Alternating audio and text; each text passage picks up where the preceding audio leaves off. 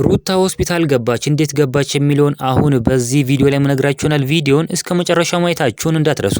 ለምን ብትሉ ትክክለኛውን መረጃ ይዛችሁ ትወጣላችሁ። በጣም በሚገርም ሁኔታ እኛ እንቆኛ ሩታ ማለት ነው ሆስፒታል ገብታለች።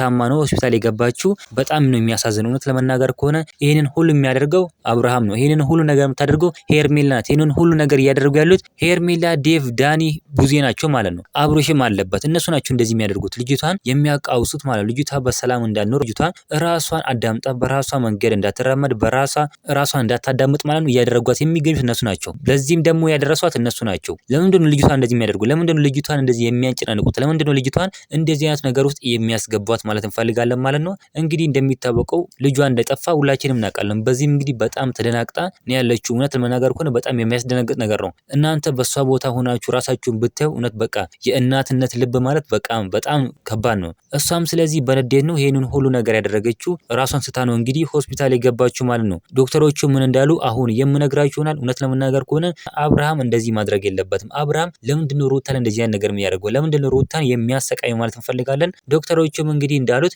ይሄ ጭንቀት ነው፣ ጭንቀት ሲበዛ ነው እንደዚህ አይነት ህመሞች የሚመጡት ብለው ተናግረዋል። በዚህም ነው እንግዲህ ሩተኛ እንቁኛ ጀግና የታመመችው። ይሄ ደግሞ ተገቢ አይደለም፣ እንደዚህ ደግሞ መሆን የለበትም እንላለን። እሷ ድና ከሆስፒታል እንድትወጣ እናንተም ኮሜንት ላይ ይማርሽ እያላችሁ ጻፉላት። በጣም እኛ የምንወዳት እኛ አጠገቧ አለንላት፣ እኛ ከጎና አለንላት ማለት ነው። የፈለገ ሰው ቢርቃት እኛ ኦዲየንሶቿ አለንላት። በጣም ነው የምንወዳት። እናንተ ምን ትላላችሁ? ሀሳብ አስተያየታችሁን ኮሜንት ላይ ማስቀመጥ እንዳረሱ፣ ቪዲዮ ላይክ፣ ቻናል ሰብስክራይብ ማድረግ እንዳረሱ። በሌላ ቪዲዮ እስከምንገናኝ በያላችሁበት የዓለም ዳርቻ ሰላማችሁ ብዝት ይበልልኝ። ደህና ሁኑልኝ።